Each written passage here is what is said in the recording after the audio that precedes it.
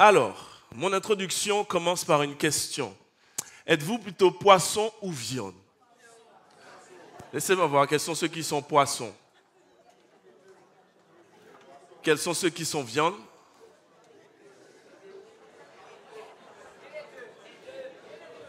Non, il faut choisir. Généralement, plus on est jeune, plus on aime la viande. Et plus on vieillit, plus on aime le poisson, de manière générale. Mais personnellement, moi, je suis toujours jeune. Je préfère la viande. Désolé, mais donne-moi une belle côte de bœuf, ribs, côte de porc, poulet grillé, poulet en sauce, ragoût de porc, ragoût de bœuf. Même en steak haché leader, pas ici Capri. Je ne sais pas comment les végétariens font, ou encore même les végétaliens, que Dieu les aide. Pourquoi j'aime tant la viande? Alors, je sais qu'il faut modérer. Il ne faudra pas non plus qu'on puisse dire à l'église nazaréen, le pasteur a dit de manger de la viande. Je sais qu'il faut modérer, mais pourquoi j'aime tant la viande? Parce que j'ai grandi à Font-Laillé, où je passais énormément de temps avec ma grand-mère. Et Font-Laillé est un quartier, on va dire, une sorte de village de pêcheurs. Il n'y a pas que des pêcheurs, mais il y a beaucoup de pêcheurs. Donc ma grand-mère achetait tous les jours du poisson.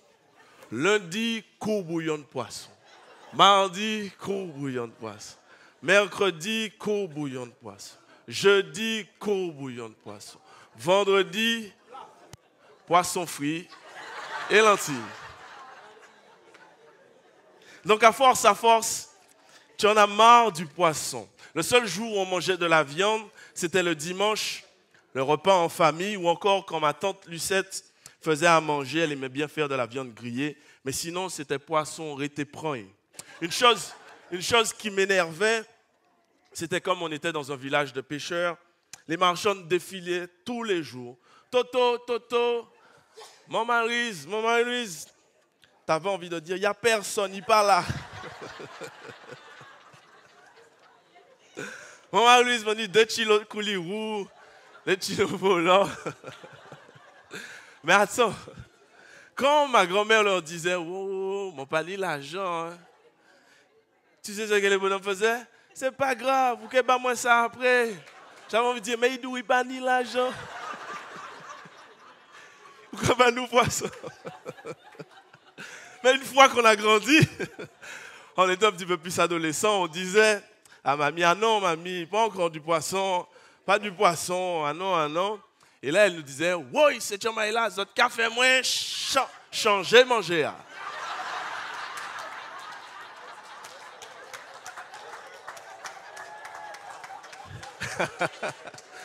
Tu croyais que j'allais dire autre chose?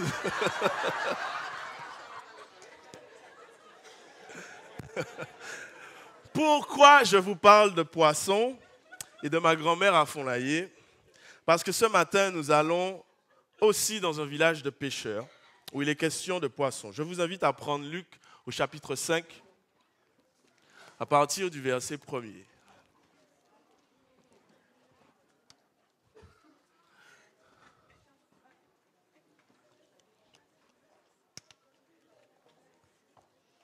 Quand vous avez trouvé, dites Amen. Luc, chapitre 5, à partir du verset 1er. On va se mettre debout pour lire.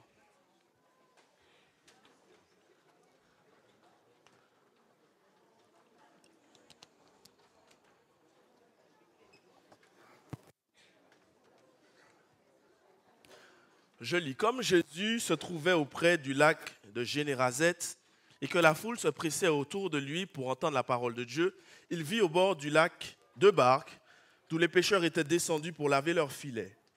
Il monta dans l'une de ces barques qui était à Simon et le pria de s'éloigner un peu de terre. Puis il s'assit et de la barque il enseignait la foule.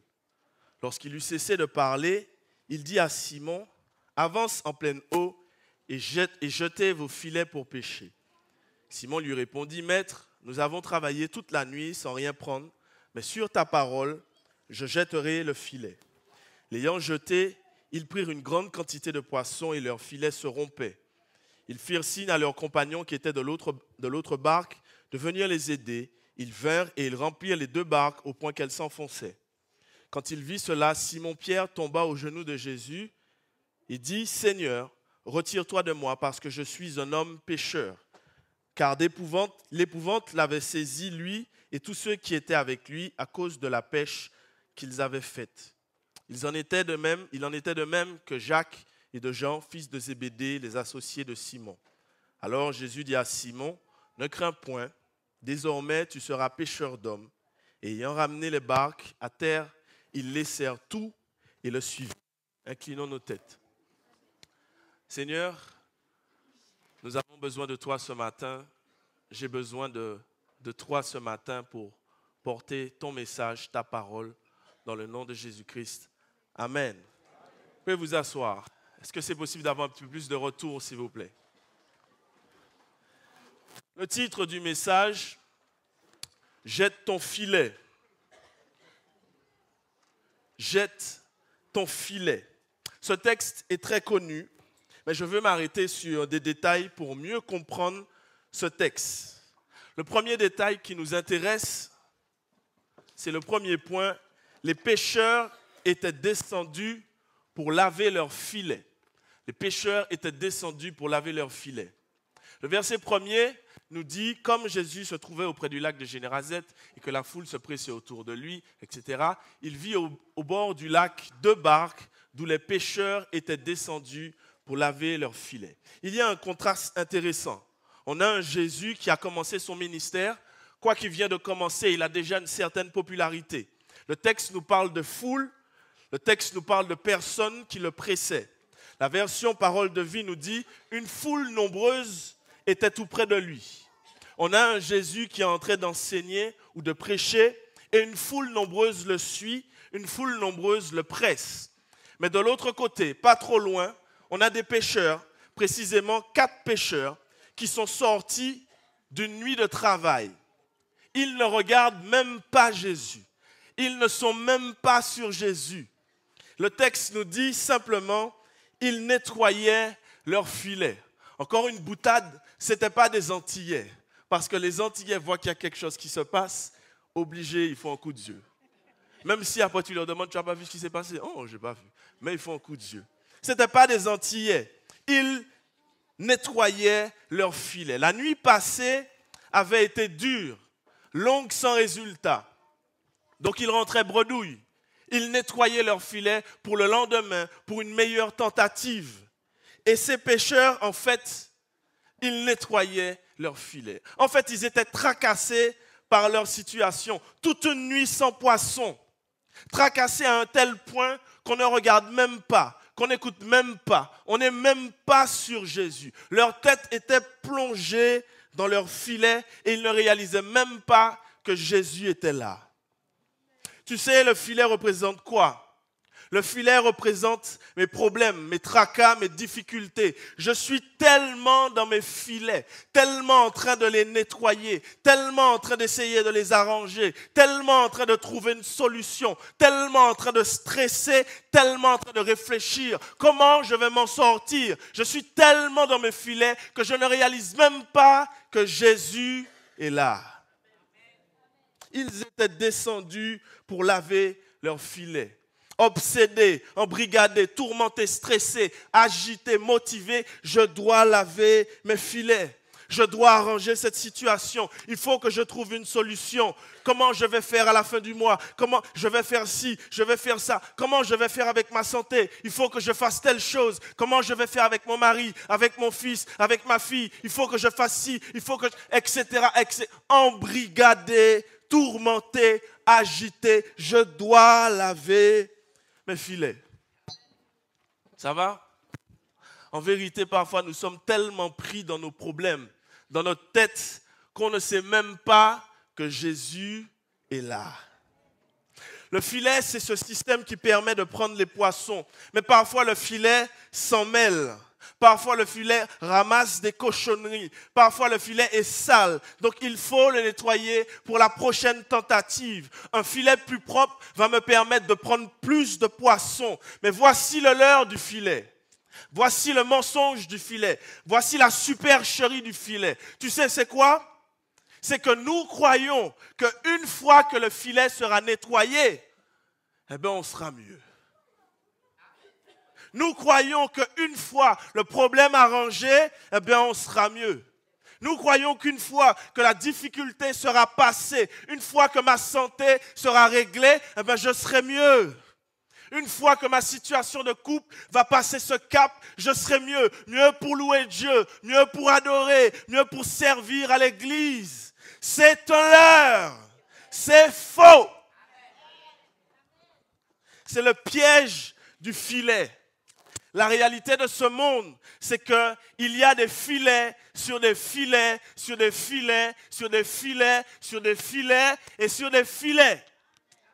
On croit que trop souvent, quand j'aurai réglé ça, eh bien, je serai mieux. C'est un leurre, c'est faux. J'ai des filets à nettoyer. Mais c'est quand j'aurai réalisé plutôt que Jésus est là, malgré les filets. Alors là, je serai heureux. Là, je serai dans le bonheur. Dis à ton voisin, il donne du bonheur malgré les filets. Dis encore, il donne du bonheur avec les filets. Malgré les filets, je possède la joie. Malgré les filets, je possède l'amour. Malgré les filets, je possède la patience. Malgré les filets, je peux être heureux en Jésus-Christ. Il donne du bonheur malgré les filets. Jésus est là malgré les filets. Alors, adore-le, loue-le, chante-le, magnifie-le, glorifie-le, exalte-le, bénis-le. Des filets, il y en a, il y en aura, mais Jésus sera toujours là. Parfois même à l'église, nous sommes dans nos filets. Pendant même la louange, nous sommes dans nos filets. Pendant même l'adoration, nous sommes dans nos filets. Parfois même, lorsqu'on prie, dis-moi si ça t'est jamais arrivé. Tu pries, Seigneur, je t'adore, je t'aime, etc. Et boum, tu penses au problème que tu as dans la journée. Non, ça nous arrive à nous seulement. Écoute le message de ce matin. Jette le filet. Jette le filet et adore ton Dieu. Célèbre ton Dieu, magnifie ton Dieu. Ton filet te marre, ton filet te mêle, ton filet s'en mêle. Jette le filet et adore ton Dieu. Ils étaient en train de laver leur filet. Ils ne voyaient même pas que Jésus est là. La deuxième chose, le deuxième détail pour bien rentrer dans ce texte.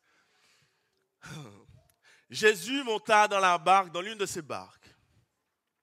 Le verset 3, c'est des petites choses dans la parole qui sont extraordinaires. Le verset 3 dit, il monta dans l'une de ses barques qui était à Simon et il le pria de s'éloigner un peu de terre. Puis il s'assit et de la barque, il enseignait la foule. D'abord, il monta dans la barque. Ici, c'est un Dieu d'amour, un Dieu compatissant, un Dieu qui a compris que nous sommes tellement dans nos filets que nous ne pouvons pas le voir. Alors c'est lui qui vient. C'est le principe même du salut. L'homme est perdu dans le filet du péché. De l'homme, il n'y a rien de bon. Donc Dieu est venu chercher l'homme. Est-ce que tu me suis? En ce moment, je lis un livre qui m'a bouleversé et qui me bouleverse. Et il parle un peu de ça. L'auteur disait, la Bible dit que nous étions morts à nos offenses. Aux yeux de Dieu, nous étions morts. Mais il est venu pour nous donner la vie. Et l'auteur disait que parfois on aime dire « Je suis venu à l'évangile ». Ce n'est pas possible. C'est impossible. Nous étions morts. Comment un mort peut marcher? Comment un mort peut venir vers Dieu? C'est lui qui a tout fait. C'est lui qui a tout organisé. C'est lui qui a tout agencé. Et moi, j'ai simplement accepté. Je ne suis pas venu à l'évangile. C'est l'évangile qui est venu à moi avec Jésus-Christ. C'est l'évangile qui est venu à moi à travers un frère, une sœur. Je ne suis pas venu à l'évangile. C'est l'évangile qui est venu à moi. Est-ce que tu me suis? Pour revenir à notre texte, si Jésus n'était pas allé vers Simon, comme on dit, Simon t'es qu'à nettoyer le filet jusqu'à présent. Et d'ailleurs, Dieu vient à tous les hommes avant qu'ils ne meurent. Tous. Tous. Mais vraiment tous. Et je rajoute, plus d'une fois. C'est pour ça que le jour du jugement, la Bible dit qu'il y aura des pleurs et des graissements de dents. Dieu vient à l'homme plus d'une fois. Bref, quand Jésus vient à toi et que tu l'acceptes, il monte dans la barque. Est-ce que tu me suis? Il rentre dans ta vie. Est-ce que tu me suis? Mais regarde la première des choses qu'il fait. Il dit, maintenant que je suis dans la barque, éloigne-toi un peu de la terre. Et après ça, qu'est-ce qu'il fait? Il s'assied. Avant que je te donne le parallèle spirituel, le texte est tellement riche. Avant que je te donne le parallèle spirituel, je veux te parler du contexte de ce simple fait de monter dans une barque et de s'asseoir. Il faut savoir qu'à l'époque de Jésus, il y avait beaucoup de maîtres et de rabbins. Les maîtres, c'était les bonhommes qui avaient une certaine instruction et ils enseignaient tous ceux qui voulaient les suivre, les disciples. D'accord? C'était ça la coutume. Mais comment ça se passait? En fait, les disciples suivaient le maître. Et le maître, quand il s'asseyait, ça voulait dire, hé, attention, je vais vous enseigner quelque chose d'important et de précis. Généralement, le maître s'asseyait et les disciples restaient debout. Aujourd'hui, ça a changé, les professeurs sont debout, les élèves sont assis, les pasteurs sont debout. Bref.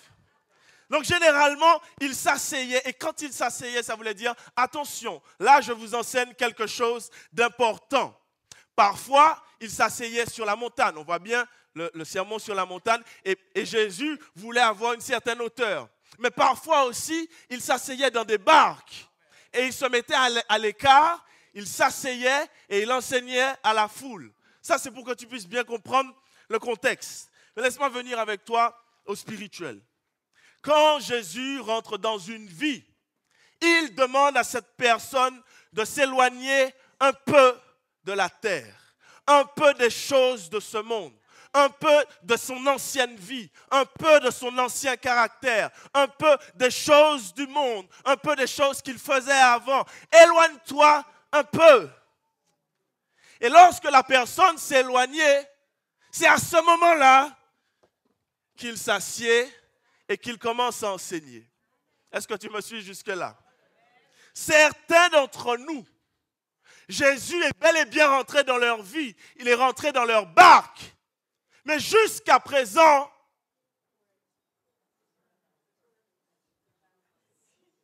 il ne s'est pas assis. Jusqu'à présent, Jésus est rentré dans ma vie. Mais jusqu'à présent, il ne s'est pas encore assis. Jésus est là et il attend de s'asseoir. Il attend que tu t'écartes un peu des choses du monde, un peu de ton ancienne vie, un peu de ton vieux caractère. Il est dans ta vie, mais il ne s'est pas encore assis. Est-ce que ça te parle ce matin? Certains sont encore attachés à la terre. Certains sont encore attachés aux choses du monde. Certains sont encore attachés au train de ce monde, à leur ancienne vie, à leur vieux caractère, à leurs vieilles habitudes. Jésus est dans la barque, mais il doit être compétent. Tu n'as jamais vu quand tu es rentré dans un bureau et la personne ne te dit pas de t'asseoir? Qu'est-ce que tu comprends par ça?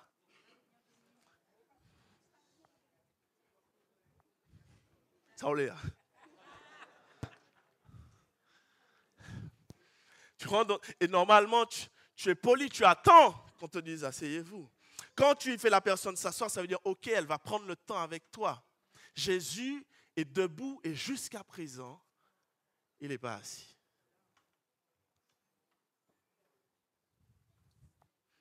Il rentre dans ta vie, mais il te demande éloigne-toi un peu. Un peu que je m'asseye, un peu que je commence à t'enseigner. Je veux que tu t'éloignes pour que je commence à t'enseigner. Jésus te dit ce matin, tu as peut-être des connaissances sur moi. Tu connais peut-être le fonctionnement de l'Église. Tu connais peut-être comment les gens de l'église sont, parce que maintenant on connaît les gens qui connaissent les gens de l'église. Ah, je connais les gens de l'église sont comme ça. Tu as peut-être sûrement le fondement biblique. Tu connais sûrement peut-être des vérités bibliques. Tu connais sûrement peut-être des théologies, mais tu n'as pas encore son enseignement.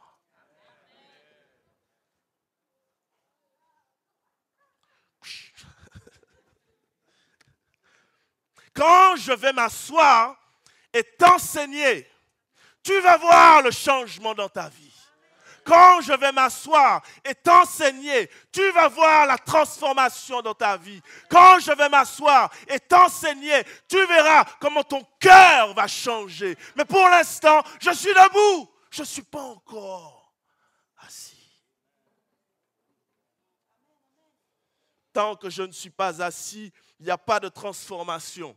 Tant que je ne suis pas assis, il n'y a pas de bouleversement. Tant que je ne suis pas assis, il n'y a pas de changement. Éloigne-toi un peu. Que je m'asseye et que je commence à t'enseigner. Tu connais des choses sur moi, mais tu es encore lié aux belles choses de ce monde. Éloigne-toi un peu. Tu es encore lié à ton vieux caractère. Éloigne-toi un peu. Tu es encore lié à certains plaisirs du péché. Éloigne-toi un peu.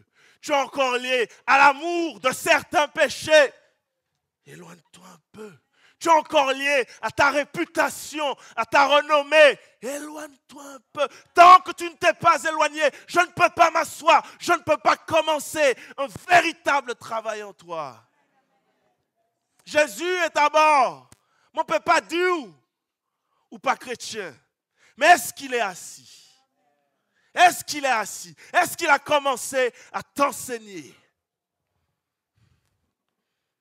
Il ne peut pas avoir de véritable transformation si Jésus n'est pas assis dans la barque, assis dans ma vie. Voilà la triste réalité. Voilà la triste vérité des enfants de Dieu aujourd'hui. Nous sommes des enfants de Dieu. Jésus est dans la barque. On est peut-être même baptisé. Mais Jésus n'est pas assis. Réfléchis. J'ai la connaissance, mais je n'ai pas la transformation. Dieu ne nous demande pas d'être des connaisseurs bibliques. Dieu ne nous demande pas d'être des théologiens. Dieu ne nous demande pas de savoir prier. Parce que l'une des choses aussi, quand il y a des nouveaux convertis, des jeunes baptisés, qu'on les voit, ils nous disent, je ne sais pas encore prier comme les gens font dans la grande assemblée. Dieu ne te demande pas de prier comme les gens dans la grande assemblée. Parce que Dieu sait très bien que ça ne veut rien dire. Tant que je ne suis pas assis, ça ne veut rien dire. Il faut que Jésus s'asseye pour te transformer. Transformer ta vie, transformer ton cœur, transformer ta vie, transformer ton cœur. Éloigne-toi un peu. Dis à ton voisin, éloigne-toi un peu. Mais le texte continue avec Simon. Il lui dit après, avance en pleine mer. Verset 4 nous dit, lorsqu'il eut cessé de parler, il dit à Simon, avance en pleines eaux et jetez vos filets pour pêcher. Simon lui répondit, maître, nous avons travaillé toute la nuit sans rien prendre. Et sur ta parole, je jeterai le filet. C'est une chose d'être près de la rive, mais c'en est une autre d'être en pleine mer. C'est une chose d'être sur la rive, mais c'en est une autre d'être en pleine mer. Ce point-là, c'est une aparté, c'est un encouragement pour quelqu'un. Écoute bien. Je me souviens, à l'âge de 7 ou 8 ans, peut-être 10 ans, ma mère ou mon grand-père, je ne sais plus qui est le fautif, nous a inscrits à la natation. Ce n'était pas à la piscine, mais à la natation, à la mer de Lens-Madame, là où nous avons fait le baptême. C'était le samedi à 11h, il me semble. Je dis nous parce qu'il s'agit de moi et de ma cousine Myriam.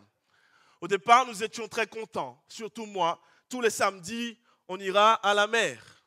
Mais très vite, on a déchanté. Déjà, on a vu qu'au cours, nous étions que 2. C'était bizarre. Et le maître nageur, c'était Maître Sicot, pas Jacques Sicot, son frère. Et il était dur. Au début, ça se passait bien. Il y avait un carré de sécurité, une sorte de rectangle de sécurité, une corde avec des petites bouées tout le long. Et Maître Sicot nous demandait de faire des brasses. Les maîtres nageurs me font rire, toujours un slip, un t-shirt. Vous prenez la planche comme ça, vous ramenez, vous allez chercher. Bref. Donc il nous a demandé de faire ça avec une planche de longueur comme ça. Pour nous, c'était des heures, mais en vérité, c'était peut-être quelques minutes. Je ne vais pas vous mentir, j'étais déjà chrétien à cette époque, mais je trichais. Je lui faisais croire que je nageais, mais j'avais pied. À un moment, sur la marre.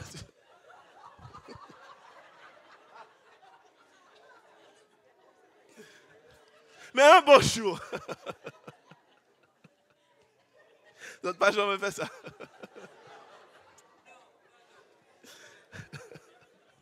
Quel pasteur. Mais un beau jour, Maître Sicot a sorti un canot. Et il nous a embarqués dans le canot. On est sorti de la zone de confort. On a dépassé le carré de sécurité. On est allé au large.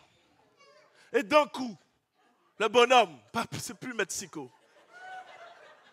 Le bonhomme nous a pris, nous a jetés dans l'eau Djoubou.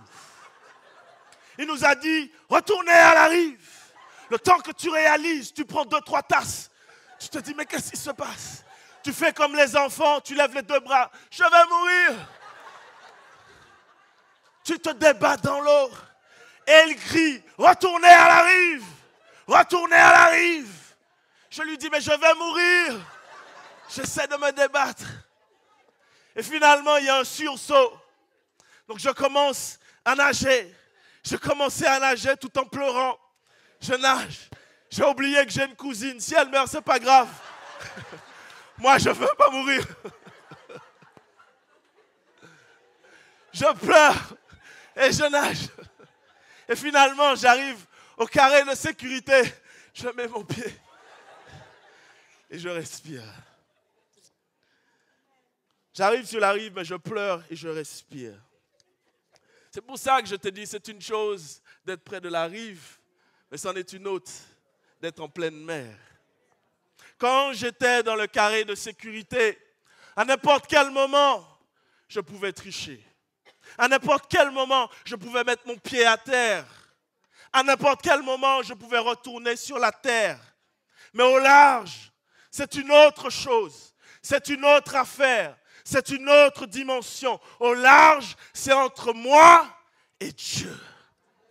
Au large, c'est entre moi et Dieu. Jésus a dit, avance en pleine mer. Ce matin, il dit à quelqu'un aussi, avance en pleine mer. En pleine mer, il n'y a pas de place pour la triche. En pleine mer, il n'y a pas de place pour les pleurs. En pleine mer, il n'y a pas de place pour les je vais mourir, je ne vais pas m'en sortir, j'ai trop de problèmes. En pleine mer, il y a de la place pour la foi et l'obéissance. Foi et obéissance. En pleine mer, active ta foi. Fais confiance à Dieu. Active ton obéissance. En pleine mer, il n'y a pas de place pour les pleurnichards. Ah, c'est trop dur. Soit tu pleures, tu meurs. En pleine mer, fais confiance et active ton obéissance.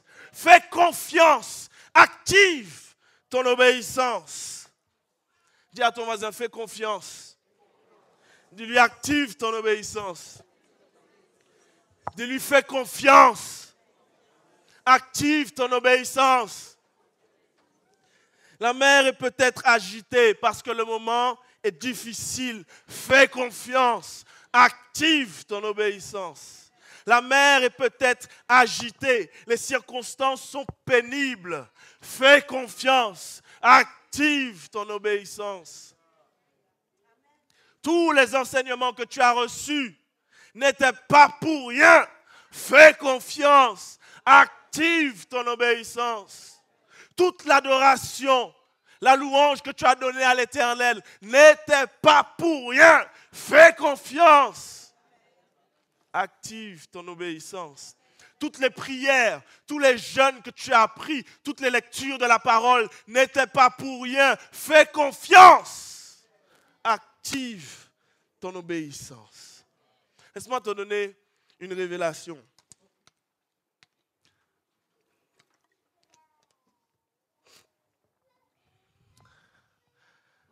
Maître Siko savait qu'on savait nager. Maître Siko savait qu'on savait se débrouiller. Maître Siko savait qu'on n'allait pas mourir. Maître Siko savait qu'il ne nous a pas mis en danger. Maître Siko savait qu'on était capable. Laisse-moi te dire ce matin, ce n'est pas Maître Siko qui est à côté de toi. C'est Jésus. Jésus de Nazareth. Jésus sait ce qu'il a mis en toi. Jésus sait la force qu'il a mis en toi. Jésus sait la capacité qu'il a mis en toi. Il sait la puissance. Seigneur, redonne-moi ma voix, je n'ai pas fini de prêcher. Jésus sait ce qu'il a mis en toi. Ce n'est pas comme Maître Siko. Il est le lion de Juda. Fais confiance et active ton obéissance. Le Maître est là.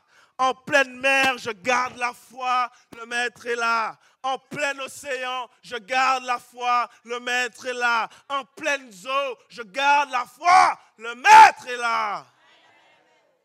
Dieu sait ce qu'il fait. Mais il y a aussi une réalité. Certains d'entre nous aussi se sont retrouvés au beau milieu de l'océan, agités par des vagues. La vague de la maladie, la vague du deuil, la vague du célibat, la vague des problèmes au travail, la vague des problèmes d'argent, de fin de mois, les vagues de problèmes de couple, de famille.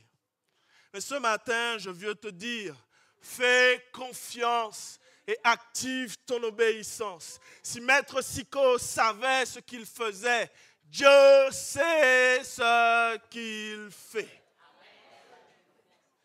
Ça, c'était juste un encouragement par rapport à David et Myriam, à la natation le samedi à Lance Madame. Je voulais encourager. Mais pour rester bien dans le texte, reste avec moi. Pour rester dans le texte, nous ne sommes pas dans l'eau comme David et Myriam. Nous sommes dans la barque avec Jésus. Jésus est monté dans la barque de Simon. Et le texte dit, une fois qu'il a cessé de parler, une fois qu'il a cessé d'enseigner, encore une fois, il y a une chronologie. Il faut d'abord l'enseignement pour ensuite avancer en pleine mer. Il faut l'enseignement pour avancer en pleine mer. Si bien même que Simon dira, sur ta parole, je jetterai le filet. Ou plutôt, laisse-moi reconditionner les choses. Pierre ne voulait pas dire uniquement sur ta parole, sur l'ordre que tu as fait que je jette le filet. Je crois que Pierre a voulu dire sur l'enseignement que tu nous as donné depuis que tu es rentré dans la barque. Sur cette parole-là, je jette le filet. Tu as du mal à comprendre, je t'explique. Tu invites quelqu'un à manger chez toi. On te dit que c'est quelqu'un qui est instruit, qui a pas mal de... qui a réussi dans la vie, etc., machin. Donc tu invites et tu discutes. Pendant le repas, tu réalises que finalement, c'est du blabla, plein de blabla. Et à la fin du repas, l'homme en question qui a dit plein de choses qui ne sont pas très sensées, te dit, bon, David, si tu veux avoir de l'argent, tu places ton argent dans cette société-là. Ou qu'a fait? Pendant tout le dîner, le gars a dit des trucs bizarres. Et puis la dernière parole, je le crois. Non. Pierre a dit sur ta parole, c'est pas seulement jette le filet, c'est l'enseignement que Jésus a donné depuis qu'il est rentré à bord. C'est pas seulement la déclaration de ta parole, pardon, mais sur la déclaration de tout ton enseignement, toutes tes révélations, toute ta personnalité, toutes tes promesses, sur tout ce que tu as dit dans la Bible, je jette mon filet. Et l'histoire nous dit qu'ils ont pris du poisson, comme jamais personne n'en prend, parce qu'ils ont considéré la parole, les promesses, la personnalité de Jésus, et ils ont été bénis. Mais je vais plus loin dans cette histoire pour vous dire ce que vous savez déjà. Jésus avait un objectif en tête. Et c'est là véritablement le message que je veux partager avec vous ce matin. Dans toute cette histoire, Jésus est venu avec un objectif en tête. Faire de Simon, André, Jacques et Jean des pêcheurs d'hommes. C'était ça l'objectif de l'exercice. Pêcheurs d'hommes. Le verset 10 dit, alors Jésus dit à Simon, ne crains point, désormais tu seras un pêcheur d'hommes. Ayant ramené les barques, ils laissèrent tout et le suivirent. Ce que Jésus a fait de Simon, André, Jacques et Jean, j'appelle ça le schéma de la vie spirituelle. Le schéma de la vie spirituelle. On va reprendre l'histoire dans sa chronologie et vous verrez pourquoi j'appelle ça le schéma de la vie spirituelle. Premièrement, Simon lave ses filets. Deuxièmement, Jésus vient à Simon. Troisièmement, Jésus entre dans la vie de Simon. Il monte dans la barque. Quatrièmement, il lui demande à Simon de s'éloigner un peu de la terre, des choses du monde. Cinquièmement, une fois éloigné, il s'assied et il enseigne Simon. Sixièmement, une fois enseigné, il lui demande d'avancer en pleine mer et de jeter les filets. Septièmement, il prend du poisson. Huitièmement, Simon laisse la barque. Et neuvièmement, l'histoire recommence. Simon va vers un autre homme qui lave ses filets. Voilà le but ultime de cette histoire. Faire de chaque homme sauvé un pêcheur d'hommes. C'est ça la volonté de Dieu. Si tu dors, réveille-toi bien. Parce que c'est là que le message prend toute son importance. Sans le crier, sans le rire, sans le voyer monter. Écoute bien. Donne un coude à ton voisin pour qu'il entende bien. Ce livre que j'ai lu, que je lis, m'a donné une belle claque. Il m'a ramené à la réalité. Et je veux qu'il continue de me donner une belle claque. Au début du livre, il y a une préface. Et l'auteur, Francis Chan, est pasteur d'une grande église, une méga church. Il disait qu'il avait un grand ministère, une église remplie, des activités pour tout genre, pour tout type, l'épanouissement spirituel pour n'importe quelle classe sociale. Son emploi du temps était bien chargé. Il s'occupait à régler les problèmes d'église, par ici et par là. Il avait plusieurs pasteurs sous sa responsabilité. Il avait 500 qui eux-mêmes géraient 1500, une méga church. Mais pourtant, il dit, il ressentait un grand vide. Il disait que son église ne ressemblait plus à l'église de la Bible. Alors il a tout plaqué. Il a tout laissé. Et il est parti pour un voyage missionnaire en Asie. Et là, il a parlé de Jésus. Il a évangélisé. Et il disait que les petites églises qu'il avait implantées ressemblaient réellement à l'église dans le livre des Actes des Apôtres. Alors que sa grande église n'y ressemblait pas du tout. Finalement, Francis Chan a réalisé qu'il faut retourner aux États-Unis, qu'il avait encore du travail. Il n'avait pas compris qu'il manquait une chose dans son église. Écoute bien. Dans son église, plus personne ne faisait des disciples. On est devenus des chrétiens satisfaits à notre culte du dimanche. On aime bien notre petite louange. On aime bien les messages. Mais à côté, il réalisait que combien de personnes mouraient sans Jésus. On peut faire de grandes choses dans une église. Et il faut faire de grandes choses. Des super programmes. Mais dans la réalité, on peut passer aussi à côté de la volonté ultime de Dieu. Passer à côté du schéma spirituel pour tout homme. Si je suis sauvé, si Jésus est rentré dans ma barque, alors je dois aussi aller en pleine mer, jeter mon filet, parler aux autres de Jésus, dire ce qu'il a fait pour moi, dire qu'il m'a sauvé, évangéliser. Écoute bien, aujourd'hui dans notre prière, on demande à Dieu sa volonté pour nous, en ce qui concerne notre voiture, le mari qu'on veut épouser, nos enfants, les difficultés de couple, la filière qu'on veut choisir pour notre avenir, la formation qu'on aurait aimé faire. Mais cette volonté de Dieu-là n'est qu'une infime partie de la véritable volonté de Dieu. Qu'une infime partie de la véritable volonté de Dieu. La Bible dit que Dieu veut que tous les hommes soient sauvés. C'est ça la véritable volonté de Dieu. Chaque matin, on parle à Jésus et on lui présente nos filets. On lui présente nos problèmes. On lui présente nos situations de pécheurs. Chaque matin, mon filet est sale. Montre-moi ta volonté pour savoir comment je dois le gérer, comment je peux le nettoyer. Tous les jours, notre préoccupation, c'est nos filets. Le filet de ma famille, le filet de mon épouse, le filet de mes enfants. Tous les jours. Mais tandis que tous les jours, la préoccupation de Dieu, c'est de sauver les hommes.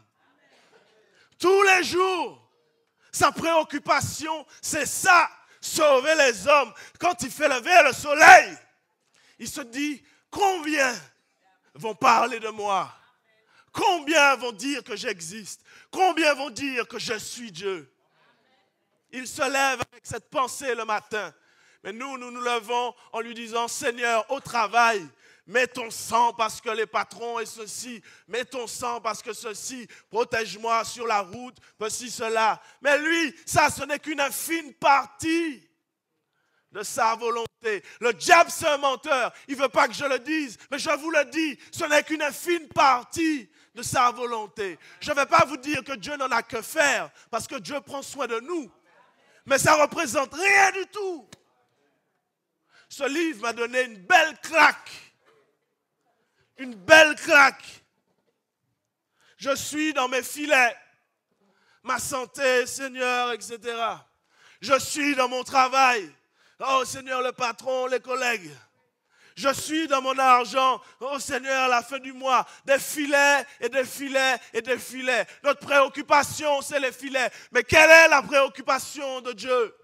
Sauver les hommes. C'est ça qui lui importe.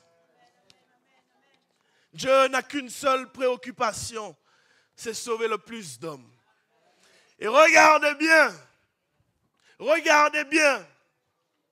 Simon a pris du poisson avec des filets sales. Simon avait des problèmes, mais il a pris du poisson. Tu n'as pas compris ce que je t'ai dit? Simon avait des filets sales. Il n'a pas eu le temps de tout nettoyer. Jésus lui a dit, allons-y. Et avec ses filets sales, avec ses problèmes, il a pris du poisson.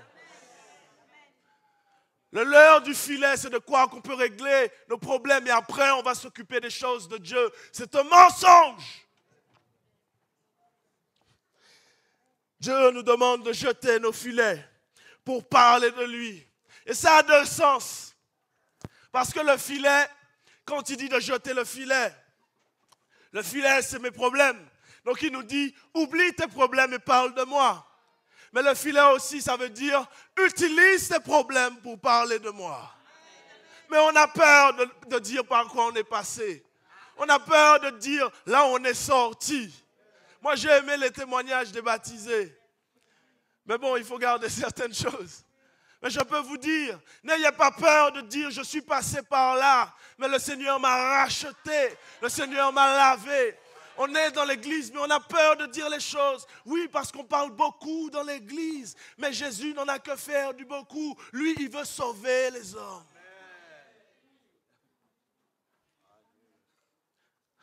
Si tu peux oublier toute la première partie du message, oublie-la, mon frère. C'est là que c'est important. Dieu n'en a que faire des petites choses. Il veut que tous les hommes soient sauvés. Chaque fois qu'il fait lever le soleil, c'est ça qu'il a dans sa tête. Mais chaque fois que le soleil se lève, tu penses à tes filets, tu penses à tes problèmes, tu penses à tes tracas, tu penses... Des fois, moi, je t'envoie tension. M'enlever mon matin, mon cas prend tension. À peine sorti du lit, on pense à nos filets. Mais lui, le matin, il se dit, mais j'ai besoin qu'il parle de moi. J'ai besoin qu'un tel soit sauvé. J'ai besoin qu'à son travail, il puisse dire qu'il est chrétien. Vous vous souvenez de David et de Myriam à Lance Madame? Je vais vous dire quelque chose. Ce jour-là, pour moi, était un véritable problème, une catastrophe.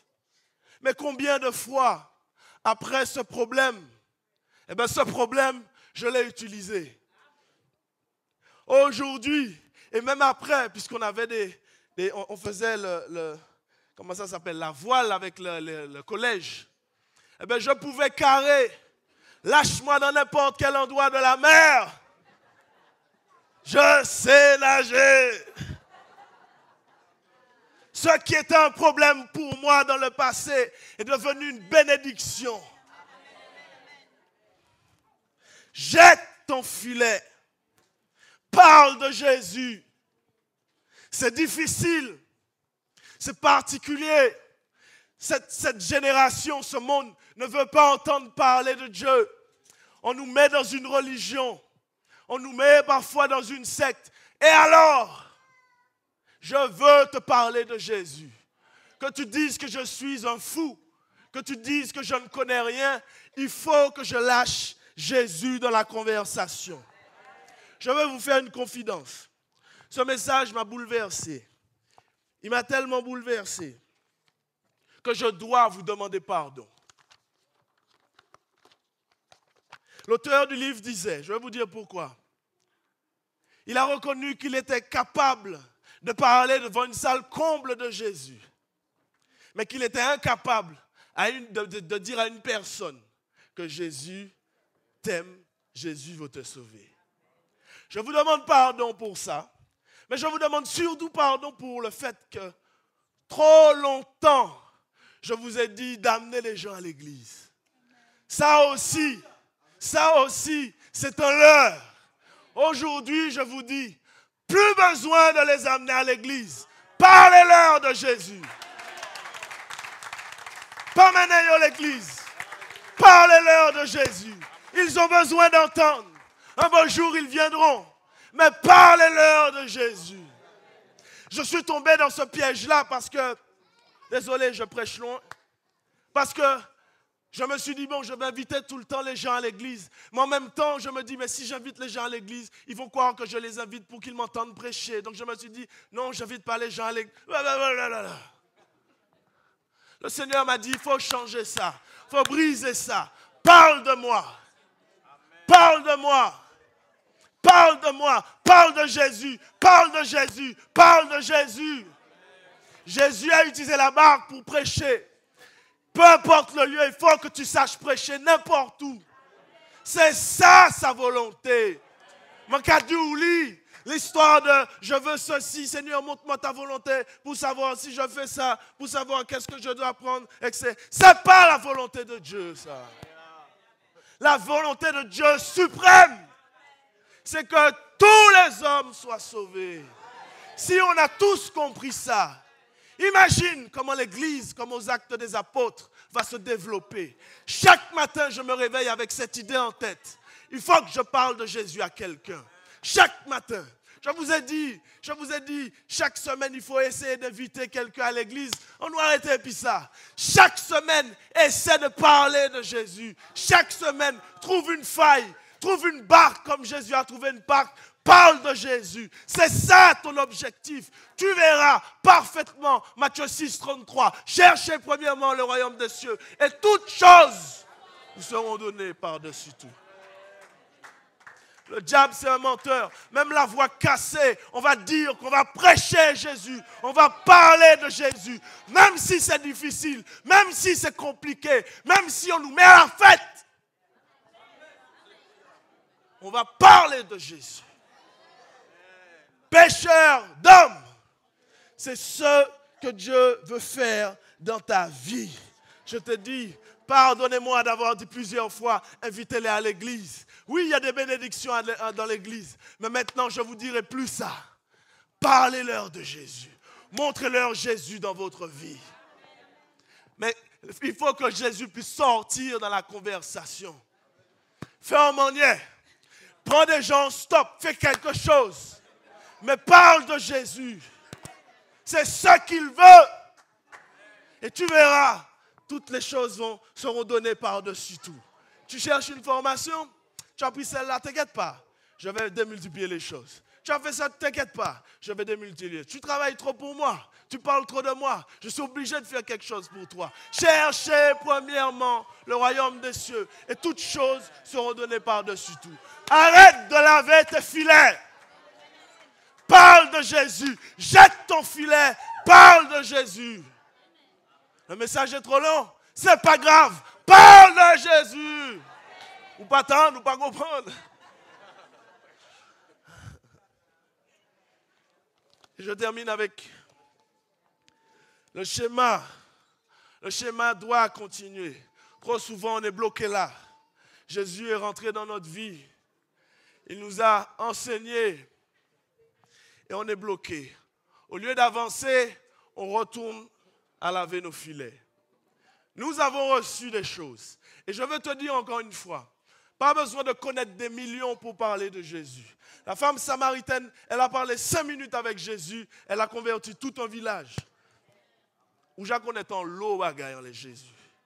Parle de Jésus. Ce message-là est pour moi. Parce que je ne peux pas vous dire de faire quelque chose que moi je ne fais pas. Donc je m'engage aussi à le faire, à chercher à parler de Jésus. Qu'on puisse me dire, ah mais tu es pasteur ou qu'à chercher, comment dire, tout qu'à faire mon rentrer dans l'église ou machin, c'est pas grave. Je ne vais pas les inviter à l'église. Mais je vais parler de Jésus. Je vais parler de Jésus. C'est ce qu'il veut. Il veut qu'on puisse parler de Jésus. Il faut que ça change. Attendez une dernière chose et puis je te laisse. Remarque bien. Remarque bien. Quand Jésus a dit à Pierre de jeter le filet, Pierre ne l'a pas jeté tout de suite. Il a réfléchi. Et après, il a dit, bon, sur ta parole, je vais jeter. Je vais bon 6 semaines pour réfléchir. Mais après 6 semaines, parle de Jésus. Parle de Jésus. Parle de Jésus. Pas mal de choses seront réglées, juste ça. Je vais vous dire quelque chose. Il y a plein de problèmes. Il y a des problèmes dans toutes les églises. C'était une réunion d'alliance. Il y a des problèmes dans toutes. On demande aux gens de participer. Personne ne veut participer. Personne ne veut s'engager. Personne ne veut faire des efforts. On veut que des gens viennent dans des réunions. On veut que des gens viennent dans des clubs. Mais personne ne veut s'engager. Personne ne fait d'efforts. Vous savez pourquoi? Parce qu'on a manqué un palier. Le palier, c'est l'évangélisation. On fait trop de choses pour nous-mêmes. Si l'Église comprend qu'il faut qu'elle parle de Jésus tout le temps, vous allez voir que l'Église va se remplir d'elle-même. On est concentré sur nous, concentré sur nos activités, concentré sur ceci. Ouvrons-nous et vous allez voir, le Seigneur va amener des personnes. Il va amener des maris pour les femmes célibataires. Il va amener des époux pour les hommes célibataires. Oui, mais c'est la vérité. C'est la vérité. Quand j'évangélise, ce n'est pas que je pense à ce que ça soit un futur mari pour un tel. Mais j'évangélise, Dieu va s'occuper. Parle de Jésus. Parle de Jésus. C'est l'engagement que l'on prend. On va se mettre debout. Pierre, quand il a vu qu'il a pris du poisson, il a dit, Seigneur, retire-toi de moi parce que je suis un homme pécheur. On va demander pardon à Dieu. Parce qu'on était trop dans nos filets. On était trop dans nos filets. Trop d'essayer de les laver. Trop d'essayer de ceci, de cela. Ce message me donne... D'ailleurs, l'évangile, c'est une liberté. Ce message me donne une liberté. Les problèmes, c'est rien. C'est ça qui est le plus important. C'est ça le gros problème.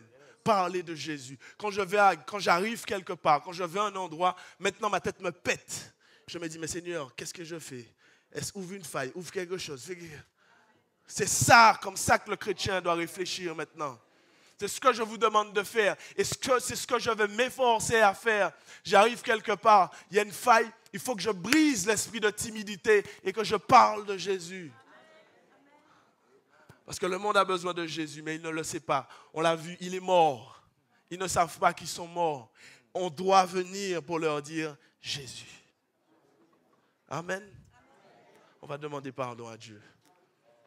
On va incliner nos têtes. Et on va lui demander pardon. Parce qu'en vérité, on cherche trop à laver nos filets. En vérité. Seigneur, pardonne-nous. Aie pitié de nous. Parce que nous nous sommes perdus. Perdus dans ta volonté.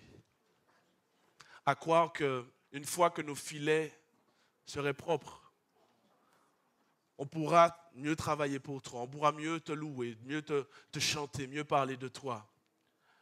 Mais aujourd'hui, nous reconnaissons que c'est un leurre. Les filets sont là, il y en aura. Mais tu es là. Et nous voulons parler de toi. Nous te demandons pardon toutes les fois où nous avons fait marche arrière, toutes les fois où nous avons eu peur. Seigneur, Saint-Esprit, aie pitié de nous. Pardonne-nous. Ce matin, nous voulons briser au nom de Jésus l'esprit de timidité. Nous le chassons au nom de Jésus.